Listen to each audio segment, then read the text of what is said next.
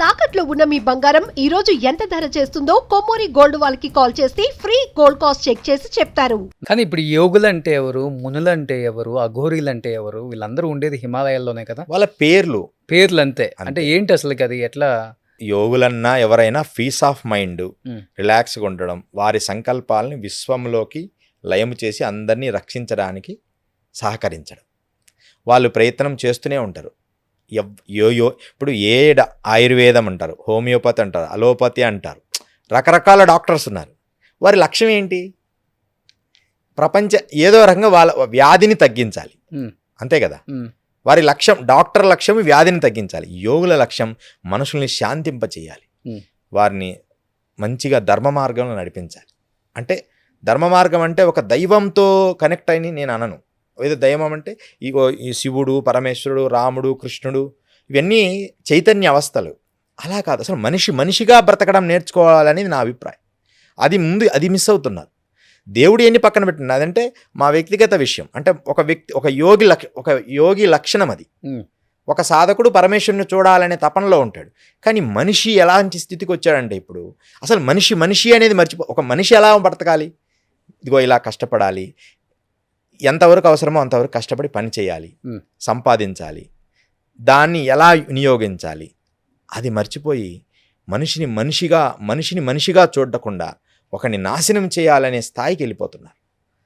క్లియర్గా కనపడుతుంది ప్రపంచం. ఒకలా మన ప్రశాంతంగా ఉన్న వెనక నుంచి ఏదో ఫోర్సుల్లాగా అందరూ కలిసి కట్టి ఇది కులము, మతము, జాతి, వర్గము, భేదాలు, ఇవి అసలు యోగులు ఎప్పుడు ఇవి కోరుకోరు. యోగుల్లో కూడా అన్ని రకాలు ఉంటారు కాబట్టి అందరూ ఉంటారు, అన్ని యోగులు ఉంటారు, అందరూ చాలా సన్నిహితంగా ఉంటాం, అందరినీ ఒకరినొకరు గౌరవించుకుంటాం. ఎంత గౌరవించుకుంటామనేది నా మనస్సాక్షి తెలుసు. ఒకసారి నేను కాళీ యోగిని దర్శించడానికి వెళ్ళాను ఒక దగ్గర.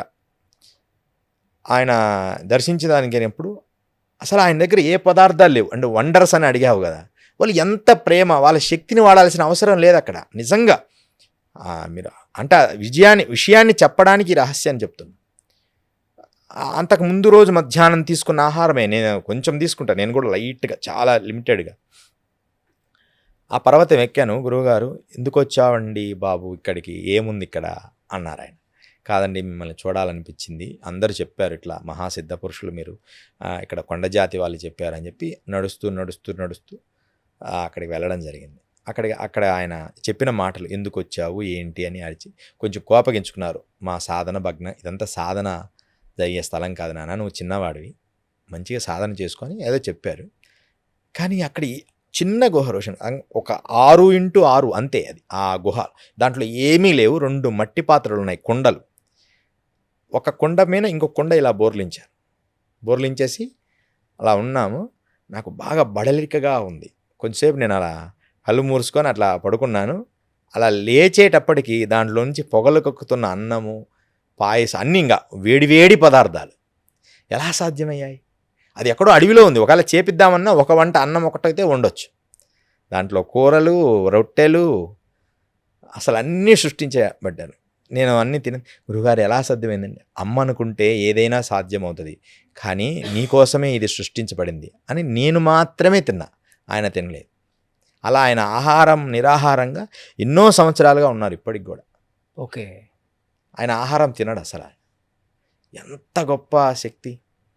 నిజంగా స్పిరిచువల్ శక్తి ఉంది, కానీ ఆనెస్ట్గా, రియాలిటీగా, గురువుగారు నేను ఆనెస్ట్గా, రియాలిటీగా చూడాలనుకుంటున్నాను అంటే ఏదో ఒక సమయంలో తన యోగ్యతను పరిశీలించి మనం వెళ్దాం హిమాలయస్కి. రావచ్చు, సాధారణ మనుషులు రావచ్చు,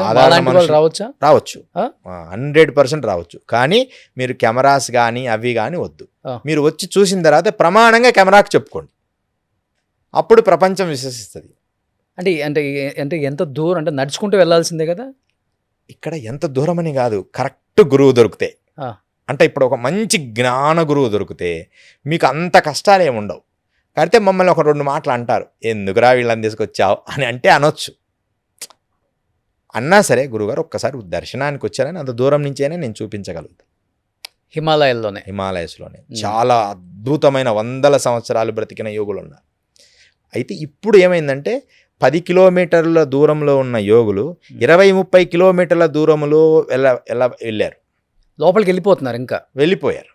ఇంత అసలు ఫస్ట్ 85లో 90లో యోగులు అలా మనం రోడ్డు ఉత్తరకాశీ నుంచి అలా నడుస్తూ వెళ్తున్నా ఆ పక్కనే అదిగో ఆ కుటీరంలో ఆదియోగి ఉన్నాడు, ఈ కుటీరంలో బర్ఫానీ బాబా ఉన్నారు అని అంత సరళంగా చెప్పుకునేవాళ్ళం. ఇప్పుడు వాళ్ళందరూ లోపలికి వెళ్ళిపోతున్నారు. అంటే మారుతున్న సమాజాన్ని చూడలేక టూరిజం స్పాట్ అయిపోయింది హిమాలయం. మీరు మొన్న చూడండి అన్ని కార్లే, మాకు కారు ఉంది మేము వెళ్ళిపోతున్నాం, మాకు కారు ఉంది మేము వెళ్ళిపోతున్నాం అని 100 కార్లు. మీరు పోయిన సంవత్సరం కేదార్ బద్రీలో దర్శనానికి ఎంత లేట్ అయిపోతుందో, ఒక టూరిజం స్పాట్ లాగా అయిపోయింది అలాంటి సమాజం. ఇంకోటి యోగులు, రోషన్ గారు మీకు ఆశ్చర్యము ఏమన్నా అనుకోండి, ఈ ప్రపంచము నేను చూశాను యోగుల గురించి తప్పుగా ఒక విషయము, యోగులని పేరు చెప్పుకొని చేసే పనులు. ఈ మధ్య గంగోత్రిలో మేము చూస్తే, మేము తపస్సు చేసిన గుహల్లో ఇప్పుడు అందరూ కూడా బాబాలు స్వామీజీలు ఉన్నారు. ఓకే, మంచిదే, ఆ గుహలు మీరు తపస్సు చేసుకోవడానికి వాడుకోండి. అంటే అక్కడ గుహలు ప్రత్యేకంగా ఉండవు. హిమాలయస్లో ఒక కొండ పర్వతానికి చిన్న గుంత మట్టి తీసి అది ఒక ప్లేస్ అన్నమాట. రాతి గుహలు కొంచెం తక్కువ ఉంటాయి. అక్కడ హాయిగా తపస్సు చేసుకోకుండా ఈ ఫారినర్స్ను వీళ్ళని ఆకర్షించడానికి ఒక రకమైన స్వామీలు తయారయ్యారు. అక్కడ లోపలికి వెళ్ళిపోయారు వాళ్ళు కూడా. ఫారినర్స్ వీళ్ళందరినీ ఆకర్షించడానికి వాళ్ళని ఆకర్షిస్తున్నారు ఈ విభూదులు రకరకాలుగా పెట్టిన సాధువులు. వచ్చి మీరు కాఫీ తాగుతారా, ఫిల్టర్ కాఫీ తాగుతారా అని అడుగుతున్నారు. నేను మౌనంగా చూస్తున్నా. అంటే ఒకరిద్దరు, అందరి గురించి నేను చెప్పడం లేదు. అసలు ఆ స్థలానికి వెళ్ళి తపస్సు చేయడానికి కానీ వాళ్ళు వచ్చిన వాళ్ళకి నువ్వు ఫిల్టర్ కాఫీలు వేయడానికి కాదు కదా నువ్వు యోగి అనిపించుకునేది. అంటే అలాంటి యోగులు తయారయ్యారు ఈ టెక్నాలజీ రావడం వల్ల. సెల్ ఫోన్ వచ్చిన తర్వాత చాలా మార్పు జరిగింది. వారి కళ్ళల్లో దివ్య తేజస్సు లేనే లేదు. ఈరోజు రోజు నిత్యం లేచి గాయత్రి మంత్ర అనుష్ఠానం చేసి 1,00,000 జపం చేసి ఎంత నిష్టగల చూడంగానే పద్మాలు వికసించిన దివ్య చైతన్యం, న్యాచురల్ చైతన్యం, ఆర్భాటము హంగులు లేని చైతన్యం ఎంత అద్భుతంగా ఉండేది. ఈరోజు అది లేదు. జస్ట్ యోగిలాగా ఇంగ్లీష్ మాట్లాడతారు, హిందీ మాట్లాడతారు, అదేదో గ్రేట్ అనుకుంటారు ఇంగ్లీష్ మాట్లాడితే. అలాంటి పరిస్థితికి రావడం వల్లే మీరందరూ కూడా నిజమైన యోగుల్ని చూడలేకపోతున్నారు ఈ ప్రపంచం. ఇప్పుడు సాధారణ మనుషులు కొంతమంది ఎవరైనా హిమాలయ పర్వతాల మీదకి రావటం, కొంతమంది యోగుల్ని కానీ అఘోరుల్ని కానీ కలవటానికి ప్రయత్నించడం కానీ జరుగుతూ ఉంటుందా? ఎందుకు జరుగుతుంటాయి. దర్శనం కూడా సాధ్యం అంటుంటారు. దర్శనం కూడా ఇస్తారు, కానీ మీరు ఆయనకు అంత వయసుని ఎలా క్యాలెక్ట్ చేయలేరు కదా. అవును, మనం చేయలేము. బట్ కోప్పడుతుంటారు వాళ్ళు కొంచెం. అస్సలు నిజమైన యోగులు వీళ్ళకు దర్శనం ఇవ్వాలన్నా ముందు ప్లాన్ వేసుకొనే వస్తారు. వారికి ఈ నేత్రాల కంటే 3వ నేత్రం బాగా పనిచేస్తుంది. అంటే ఇలా చూడంగానే ఈ ప్రాంతంలో ఎవరు వస్తున్నారంటే వారిని వీళ్ళు కలవాలనుకుంటేనే ఆ మార్గంలోకి వెళ్ళి వీళ్ళని కలుస్తారు, కానీ మన కోసం రారు కదా. నిజం రోషన్ గారు, ఇప్పుడు మనం ఒక డిసిప్లిన్గా ఒక రూమ్లో కూర్చున్నప్పుడు ఒక వ్యక్తి చిన్న శబ్దం చేసినా మనకు తెలుస్తుంది. అట్లనే ఒక యోగి నిర్మానుష్యంగా డీప్ మెడిటేషన్ చేసినప్పుడు ఎంత దూరాన్నైనా తన సంకల్ప శక్తితో గుర్తిస్తాడు. సహజ సిద్ధంగా తెలిసిపోతుంది, ఎవరో వస్తున్నారు ఈ మార్గంలో.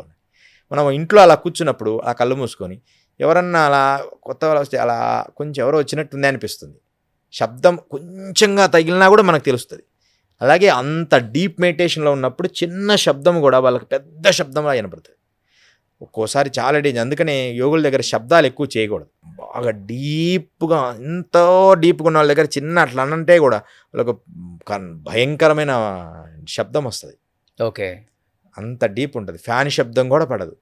కానీ యోగులు అండ్ అఘోరీలు ఇద్దరు చేసే ధ్యానం అదంతా ఒకటేనా అండి? వాళ్ళు కూడా ప్రపంచ శాంతి కోసమే. అందరూ చైతన్య అవస్థలే, కానీ పోలీస్ ఆఫీసర్ లాంటి వాళ్ళు అఘోరాలు, నాగసాధువులు. నాగసాధువులు అయితే పూర్తి ఆర్మీ. ఇప్పుడు మన ఇండియన్ ఆర్మీ అంటే నాగసాధువులు. వాళ్ళు ఆర్మీ ఎలా ఉంటారు? చాలా స్ట్రాంగ్ ఉంటారు. అఘోరాలు వేరు. అఘోరాలు సాంప్రదాయబద్ధంగా వచ్చిన వాళ్ళు. మత్స్యేంద్రనాథుడు నుంచి గోరక్షనాథుడు నుంచి వరుసగా ఇలా పరంపర కొనసాగుతూ వచ్చిన వారు అఘోరాలు. వాళ్ళ విధానం వేరుంటుంది. వాళ్ళది ఎలా ఉంటుంది అసలుకి? వాళ్ళది మాత్రం అంటే అన్నిటిలో కూడా వివాహాలు ఉంటాయి. నాగసాధువులు ఉంటాయి, అఘోరాల్లో ఉంటాయి. చేసుకోపో కానీ చేసుకున్న తర్వాత 5 స్టెప్స్ ఉంటాయి. దానికి మొదట ఒక రుద్రాక్ష వేస్తాడు, తర్వాత 2వ స్టెప్లో 2వ రుద్రాక్ష వేస్తారు. అంటే రూల్స్ పెట్టి, కానీ ఆ రూల్స్ ఇప్పుడు ఎవరు పాటించడం లేదు. ఓన్లీ మొదట అఘోర అయిపోగానే నేను అఘోర అయిపోయా అని చెప్పి విభూతి పెట్టుకోవడం అఘోరి అయిపోవడం. ఏదన్నా అంటే నేను అఘోరిని అంటారు. అఘోరి అంటే వేషం వేసుకొని ఏదో కొద్దిగా సాధన చేశామని చెప్పి లేకపోతే ఏదో ఇంటర్వ్యూస్ ఇది ఇలాంటి వాటిల్లో అఘోరాలు కాలేరు. తనకి చాలా డిసిప్లిన్ చాలా అవసరం. ఆ డిసిప్లిన్ మాటల ద్వారాకే పరిమితం కాకుండా రియాలిటీలో కూడా ఉండగలిగితే వాడు అఘోర అవుతాడు. కానీ వాళ్ళు మాటల పనికే పరిమితం. అఘోర అంటే చక్కగా మందు తాగాలి, మాంసం తినాలి, శ్మశానంలో ఉండాలి, ఇవే అనుకుంటుంటారు. ఇది కరెక్ట్ కాదు. ఎందుకు ఉండాలి? నువ్వు లోపల ఇది కరెక్ట్గా లేదు. నిజంగా అది ఎందుకు వాడతారంటే భైరవ తంత్రములో ఒక భాగాలవి, వాటికి నైవేద్యం పెట్టినప్పుడు వాడతాం అంతే. ఇంకా రోజు అదే పనిగా తీసుకురాండి. ఇట్లాంటి అఘోరాలు ఎక్కువైపోయారు, కొంతమంది ఫేక్గా ఉండేవాళ్ళు. అవన్నీ ఉన్నాయి, కానీ ఎంతవరకు వాడాలి? లిమిటెడ్గా. ఇప్పుడు మనం వాటర్ ఉంది, వాటర్ కూడా మితిమీరి ప్రవహిస్తే ప్రళయం వస్తుంది. దాన్ని కొంచెం తాగితే మన దేహం ఇబ్బంది అవుతుంది. మనకు వాటర్ మార్నింగ్ లేచినప్పుడు కొంచెం తాగాలి, ఒక పావు లీటర్, తర్వాత మళ్ళీ గ్యాప్ ఇచ్చాలి. అంటే అలాగే యోగి ఎప్పుడు ఏది ఎంత అవసరమో చేయడమే. అఘోరి కానీ, సాధువులు కానీ, యోగులు కానీ, తపస్సులు కానీ వాళ్ళకి ఇచ్చిన లిమిట్లోకి చేయగలిగితే వాళ్ళు యోగులు, అఘోరాలు అవుతారు. వాళ్ళు ముగ్గురు కలిసే ఉంటారు అక్కడ హిమాలయాల్లో? అందరూ కలిసి ఉంటారు. నాగ సాధువులు, అఘోరీస్ అందరూ కలిసి ఉంటారు. ఒకరినొకరు భలే రెస్పెక్ట్ ఇచ్చుకుంటారు. అంటే ఒకే దగ్గర ఉండరు. ఇప్పుడు ఆ కాళీ కంబాళిలో ఒకరు ఉంటారు, తర్వాత రామానంద సేవాసనంలో కొంతమంది ఉంటారు, తర్వాత ఇంకో ఇట్లా ఒక్కొక్క అఖాడాస్లా ఒక్కొక్క డిఫరెంట్ ఉంటాయి. వాళ్ళ ప్లేసుల్లో వాళ్ళు ఉంటారు. కానీ ఎవరి ప్లేసుల్లో ఎవరైనా పోయి ఉండొచ్చు. ఇప్పుడు బర్ఫానీ బాబా కేదార్లో మనం వెళ్ళొచ్చు, మీకు చూపిస్తా. మనం ఎన్ని రోజులైనా ఉండొచ్చు అక్కడ. 6 నెలలు ఓపెన్ చేస్తే 6 నెలలు కూడా మనం ఆయన దగ్గర ఉండొచ్చు. చక్కగా మనకు ఉదయాన్నే అంత ఆహారము, అంత టీ అది ఇస్తారు, తపస్సు చేసుకోండి. అలా కాదు, భిక్షాటన చేయాలి, డబ్బు సంపాదించాలనే విషయంలో ఉన్న వాళ్ళు అఘోరాలు ఎలా అవుతారు? వేషానికి అఘోరం అనేది ధన సంపాదన కోసం కాదు. వచ్చేటప్పుడు రాని, ఒకవేళ నిజంగా వస్తే తీసుకోవచ్చు, ఎందుకంటే భిక్షం తీసుకోకపోతే నన్ను ముందు నడవలేడు. కానీ ఇది ఎంత అవసరమో అంత తీసుకో. సుమన్ టీవీలో మీ పర్సనల్ అండ్ బిజినెస్ ప్రమోషన్స్ కోసం కింది నెంబర్కి కాంటాక్ట్ చేయండి.